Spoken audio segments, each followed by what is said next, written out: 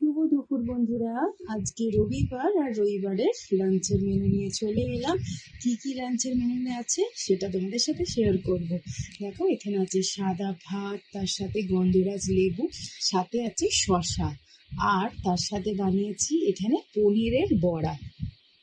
এখানে আছে ভেন্ডি দিয়ে আলু দিয়ে সর্ষে পোস্ত। তার সাথে আছে, আজকে কিন্তু চিকেন নেই, সানডের মেনুতে কিন্তু আজকে চিকেন নেই। ডিম দিয়ে, আর ডিমের ঝোলের মধ্যে পনিরের বড়া দিয়ে দিয়েছিলাম, তার সাথে আলু আছে, সয়াবিন আছে।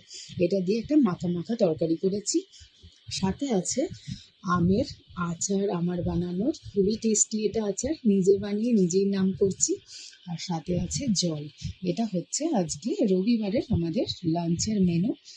কেমন লাগলো বন্ধুরা অবশ্যই জানিও। চলো, তোমরা কে কি দিয়ে আজকে লাঞ্চটা সারলে অবশ্যই জানাবে। টাটা, ভালো থেকো, সুস্থ থেকো।